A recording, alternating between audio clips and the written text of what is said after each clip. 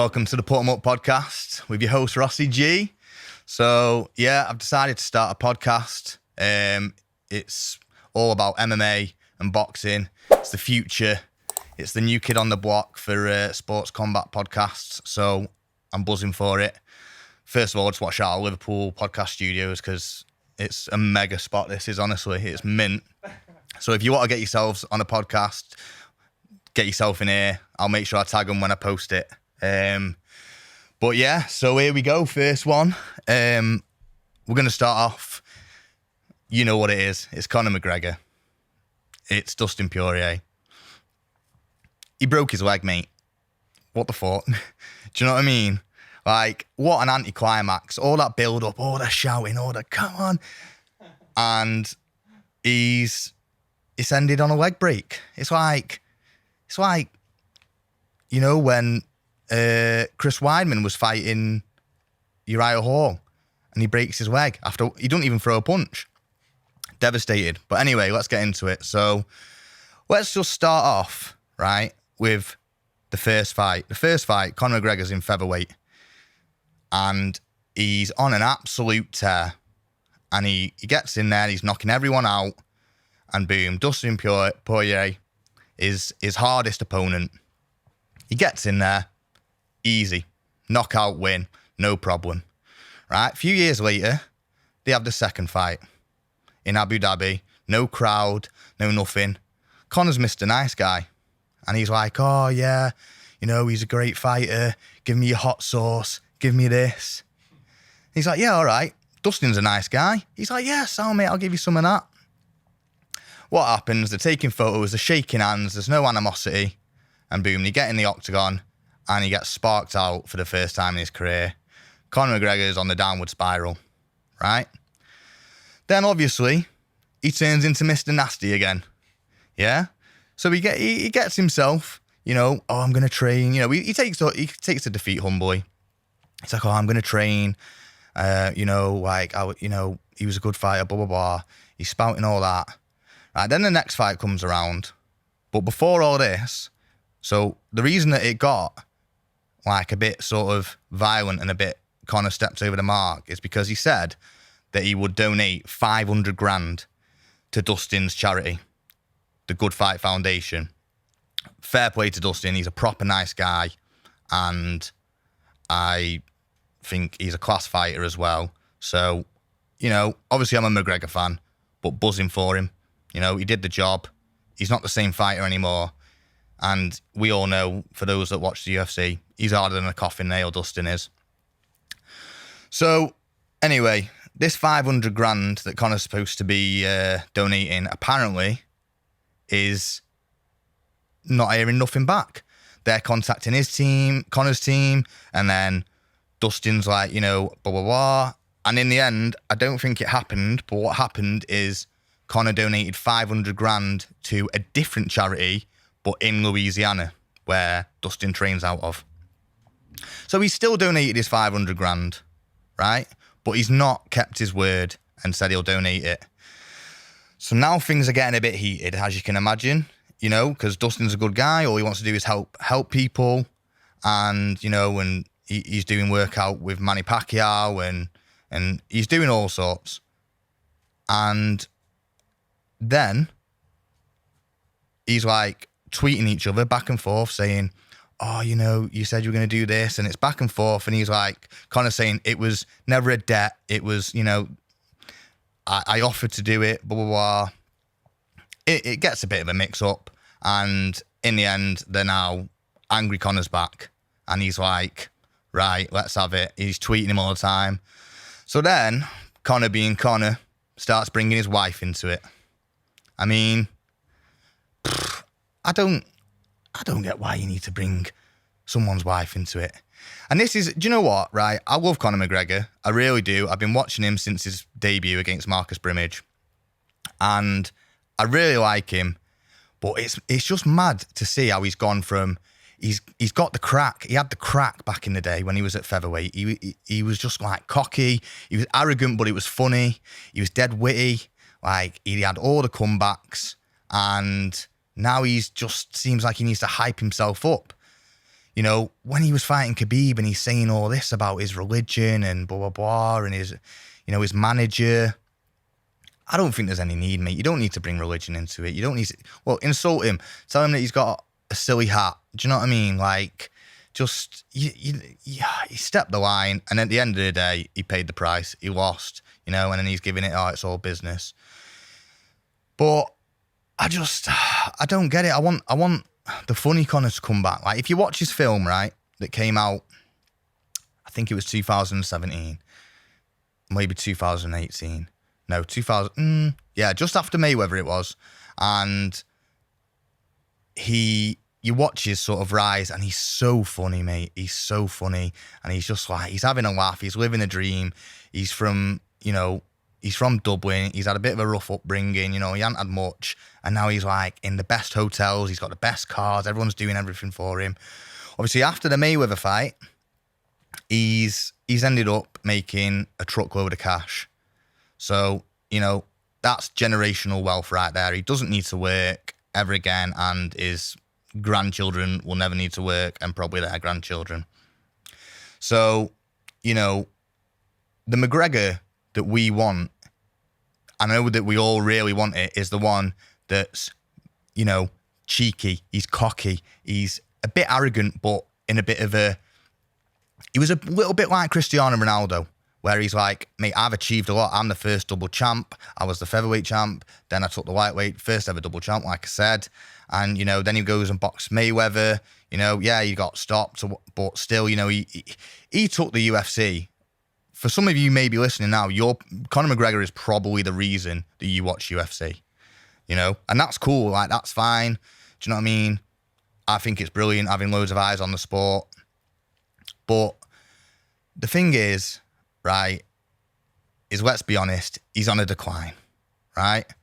So going back to this fight, I mean, in the press conference, you know, he's being dead angry. You know, he, like I said, he's talking about his wife. He's saying, your wife DM'd me. And he's hyping himself up. Dustin's having absolutely none of it, as you saw, you know. He's having none of it. He's like, yeah, whatever, blah, blah, blah. I just want to get in there and fight. Right. They walk in, that classic McGregor, the foggy dew comes on, everyone's going mad, full stadium. You're thinking, right, this is McGregor we want, because we need a full stadium. Irish flags everywhere. Do you know what I mean? Obviously, unfortunately, you know, a lot of Irish fans haven't gone, but the Americans that have got like a great-great-grandfather that are Irish are there claiming that they're Irish, you know what I mean? So, but yeah, no, it is what it is. And, you know, he comes out, it's mint. You know, for us UK fans, we're there. It's 5 o'clock in the morning. We're all knackered. We're on the coffee. And it was the day of the Euro final. But we're not going to go into that because this is a boxing MMA podcast. So we'll stick on that. So anyway, he gets in. You're thinking, right, this is all McGregor. First round, he's throwing kicks. We knew that because in their second fight, he's calf kicked. He got calf kicked by Dustin, and, you know, his leg ended up just not working, and that's, you know, part of the reason. But it was a bit of a, you know, it was a class performance by Dustin. I think nothing away from him. He's a quality fighter, right? But I think people seem to think, some people will be like, oh no, he's easy. Nah, he's not, mate. He's really not. So Conor in this third fight starts off with the leg kicks. He's kicking the legs. You know, he's throwing that left hand. We all know the left hand is, you know, the Midas touch. You touch them, you know, touch of death. They go down. They turn to stone. They turn to gold. Whatever. They're gone. But this is just a different Conor. And then there's a part in the fight, it must have been about a minute and a half, 2 minutes maybe, where Dustin starts coming forward. And I'm thinking, one thing that I noticed, and let's be clear, by the way, guys, this is a fan podcast. Like, I'm just a fan. I'm not no fighter or nothing like that. But he's coming forward, and Conor used to be the king of timing and distance management. And he used to be able to perfect it perfectly. He puts his arm out, bang, counter. So with Dustin coming forward, you're thinking, oh, you're coming straight into his game here. Nah, mate. He gets clipped. Conor gets clipped. You know, they're having a little scrap. He gets buzzed. He's a bit like, oh my God, here we go again. And then they end up against the cage, and he goes for a guillotine, right? And he goes for a guillotine after he's been spouting about, submissions don't count. I only count knockouts. Come on, mate. Come on. We all know it's mixed martial arts, mate. It's not boxing. So anyway, he goes for this guillotine. He gets it in all right. I know a few of you are complaining, and more's going to come out, because Dustin had a little bit of his toes on the cage, but fucking everyone does it. I imagine it's a natural reaction. I don't know. And he gets out of it, and he's on top, and he's mauling him. He's absolutely mauling him. Right? So, he's lighting him up on the ground. He's getting some good punches in. Conor's, he's Dustin said to the ref, he's put fingers in my glove, he's grabbing my glove and pulling him into the up kicks. Yeah, he did. We saw that, obviously this is, a bit after now. We've been able to watch it a few times. But, it's just a little tactic. And eventually he gets up. There's about 20 seconds left. Conor throws a front kick, right? And you can see it in slow motion. And I know various other pages have posted about it. And you can see that shin hits the top of the elbow, or the bottom of the elbow, I should say. And you can see that it definitely cracks. I mean, there's something gone wrong there, definitely. So I've seen it in slow motion, and yeah, I think something obviously cracks. Then he puts it down, and they both throw. Conor throws his left. They both miss. Dustin throws the same punch. Again, they miss. They go at the same time, and he comes back, and he just rolled his ankle, and it snaps. And at this point, he's gone down, and there's 10 seconds of the fight left. Dustin jumps on him, starts punching him. Herb Dean's waiting for it, going, ah. And anyway, it gets to the end of the round, and Conor knows his foot's gone. It snapped. So they call it off, right? But this guy, right, has just snapped his ankle, and he's there still shouting in the cage, going, "Doctor stoppage! Doctor stoppage!" And I'm like, mate, when we saw Anderson Silva do it against Chris Weidman, he was on the floor crying, like we all would be, let's be honest. Chris Weidman was the same, I mean, I know, mate, it's a different break, but still, he's completely snapped his ankle. I think it's officially his tibia. And he's on the floor just sat up against the cage. And the thing that I'm baffled about as well is there's not anyone rushing in there. They're kind of just looking at it while he's shouting at Dustin. And he's telling Herb, like, as Dustin's about to get his hand raised, "Oh, doctor stoppage, doctor stoppage."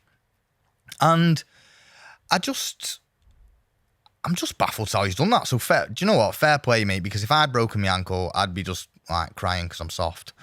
Do you know what I mean? But this guy, he's dead angry as well, and I don't get it. And obviously he's talking about this. Dustin's smiling, he gets his hand raised. Joe Rogan goes in, starts interviewing him. He says, "I checked your kick."